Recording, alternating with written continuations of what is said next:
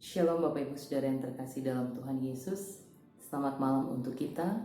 Mari kita mempersiapkan diri untuk merenungkan firman Tuhan pada saat ini. Kita berdoa. Bersabdalah kepada kami ya Tuhan, sebab kami siap untuk mendengar. Perlengkapi kami dengan Roh Kudus-Mu agar kami semakin dimampukan untuk dapat memahami, serta Tuhan menolong kami untuk melakukan firman. Dan berkatilah hamba-Mu untuk setiap hal yang diberitakan. Amin.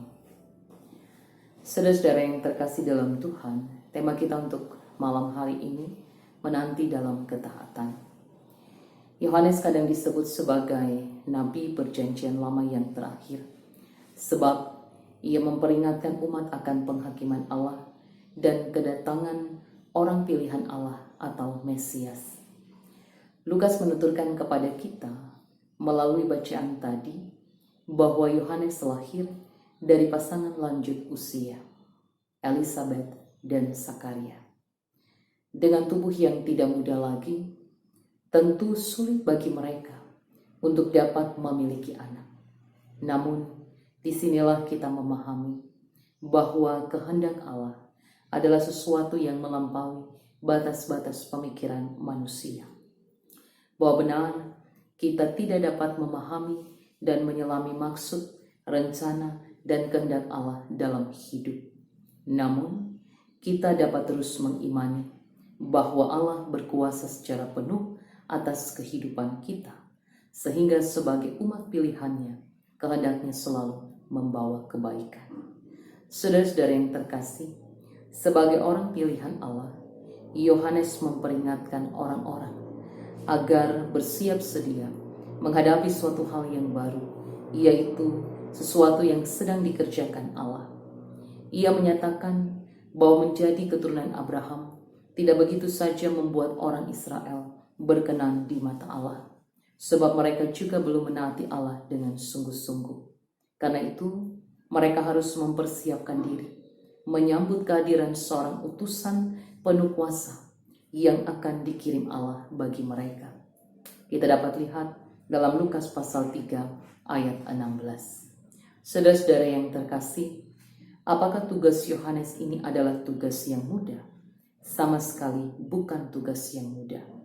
Bahkan ada aturan yang ditetapkan Allah kepadanya bahwa ia tidak akan minum anggur atau minuman keras. Cara hidup yang juga diberlakukan oleh para nazir dan Yohanes agaknya termasuk dalam kelompok ini. Tetapi Allah pun telah menetapkan bahwa Yohanes akan menjadi besar dan akan menjalani hidup dengan dipenuhi Roh Kudus mulai dari dalam rahim hidup ibunya. Yohanes menjalani hidup dengan melakukan tugas yang diberikan kepadanya, dan ia pun menuruti dalam ketaatan segala sesuatu yang ditetapkan Allah sebagai aturan baginya.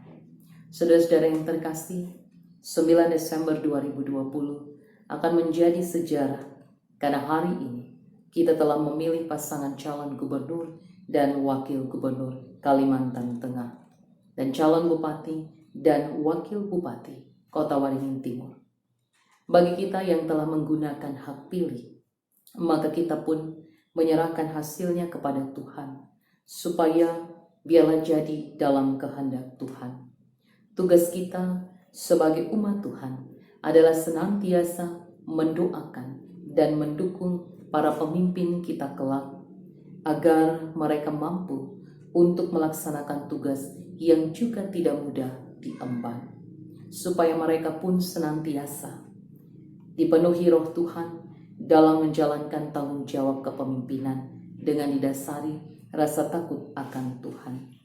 Bagi kita sebagai warga gereja, dalam menanti kedatangan Tuhan Yesus kali kedua, kita pun belajar dari kehidupan Yohanes Pembaptis untuk selalu mau hidup taat menurut kehendak Tuhan dalam firman-Nya.